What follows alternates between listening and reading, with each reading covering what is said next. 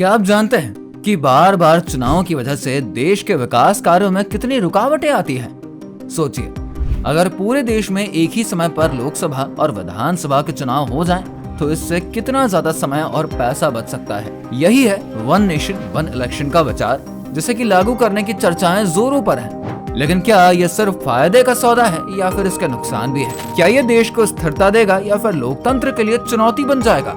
आइए इस वीडियो में समझते हैं इसके फायदे, नुकसान और इससे जुड़े हुए मुद्दों को विस्तार से।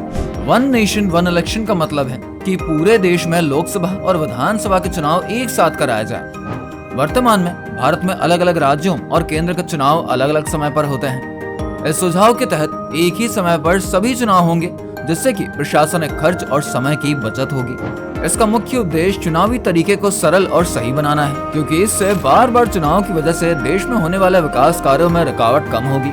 इस मॉडल में हर 5 साल में एक ही समय पर लोकसभा और राज्य विधानसभा के चुनाव कराए जाने का सुझाव है। इसके बारे में और अच्छे से समझने के लिए इसका इतिहास क्या है, पहले वो हम समझने की कोशिश करते हैं। वन नेशन वन इलेक्शन का विचार भारत में नया नहीं है। भारत के शुरुआती चुनाव में ये तरीका पहले से ही लागू था। इसका इतिहास जानने के लिए इसके विकास को समय के साथ समझना जरूरी है। शुरुआती 1952 से 1967 के समय में भारत के पहले आम चुनाव 1952 में हुए थे और उसके साथ ही ज्यादातर राज्यों के विधानसभा चुनाव भी कराई गई थी। तब लोकसभा और राज्यों के विधानसभा के चुनाव एक साथ ही हुआ करते थे।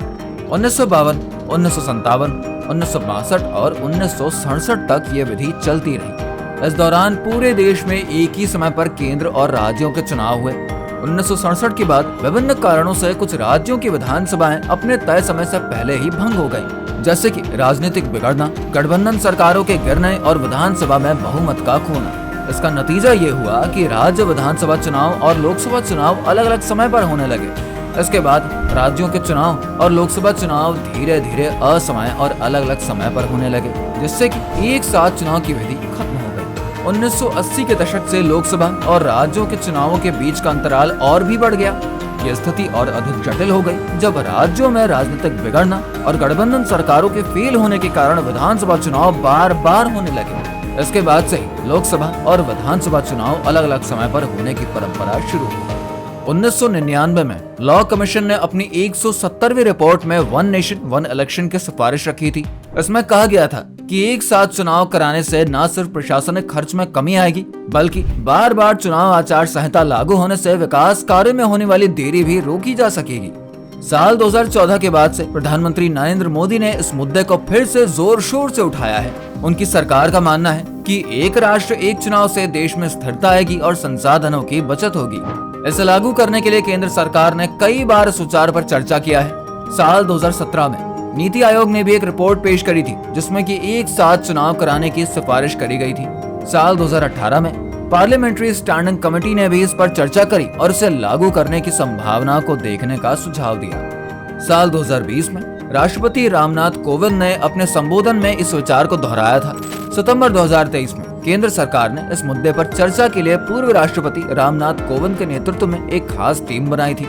ये team one nation one election को लागू करने का कानून और नियम की जांच कर रही है। इस खास टीम की सिफारिशों और सुझावों के आधार पर आगे का निर्णय लिया जाएगा कि इसे कब और कैसे लागू किया जा सकता है। इसके साथ ही आपको बता दें, वन नेशन वन इलेक्शन के कई फायदे हो सकते हैं। कुछ फायदों की बात करते हैं, जैसे कि सभी चुनाव एक साथ कराने से ये खर्च एक ही बार होगा, जिससे कि सरकारी खर्चा कम होगा। दूसरा फायदा यह है कि सभी चुनाव एक साथ होने से आचार संहिता केवल एक बार लागू होगी, जिससे कि विकास का काम तेजी से होगा। तीसरा, एक साथ चुनाव कराने से सरकार का ध्यान सुशासन और विकास पर ज्यादा रहेगा। चौथा, एक साथ चुनाव कराने से इनका सही प्रबंधन होगा, जिससे कि प्रशासन बेहतर रहेगा। और पांचवा, समय और संसाधनों की बचत होगी। अब जहां फायदे होंगे वहां पर नुकसान और चुनौतियां भी होंगी। तो चलिए वन नेशन वन इलेक्शन के नुकसान और चुनौतियों को भी जान लेते हैं। अगर वन नेशन वन इलेक्शन को लागू किया जाता है तो उसका सबसे बड़ा नुकसान ये होता है कि अगर संविधान में बदलाव की जरूरत होगी और अगर कोई विधानसभा या लोकसभा जल्दी भंग हो जाए तो ये एक समस्या पैदा कर सकता है। दूसरे बड़े राष्ट्रीय दलों को फायदा हो सकता है, जबकि छोटे दलों की संभावना कम हो सकती है। तीसरा, पूरे देश में एक साथ चुनाव कराने के लिए बहुत सारे संसाधनों की जरूरत होगी। चौथे नुकसान की बात करें तो आपको बता दें कि लोकतंत्र पर असर। वहीं अगर अब हम सबसे आखिरी और 5वें राष्ट्रीय मुद्दे ज्यादा चर्चा में आ सकते हैं और स्थानीय मुद्दे कम ध्यान में आ सकते हैं। अब आखिरी में ये जानने की कोशिश करते हैं कि वन नेशन वन इलेक्शन कब तक लागू हो सकता है। वन नेशन वन इलेक्शन को लागू करने का तारीख अभी तक तय नहीं हुआ है। इसके लिए कई बातें करनी होंगी, जैसे कि विशेष टीम को रिपोर्ट की सिफारिशें देखनी होंगी, संविधान में संशोधन करने की जरूरत होगी, राज्यों और केंद्र सरकार के बीच सहयोग बनाना होगा। इन सब प्रोसेसेस को पूरा करने में समय लगेगा। अगर सभी पक्ष सहमत होते हैं तो भविष्य में इसे किसी बड़े चुनाव के साथ लागू किया जा सकता है। फिलहाल के लिए इसकी कोई भी निश्चित तारीख नहीं है। तो दोस्तों, वन नेशन वन इलेक्शन के बारे में आप क्या राय देना चाहते हैं? क्या यह लागू होना चाहिए या फिर नहीं? कमेंट करके बताइए। वीडियो को लाइक करिए, शेयर करिए, साथ ही चैनल को सब्सक्राइब जरूर करिए।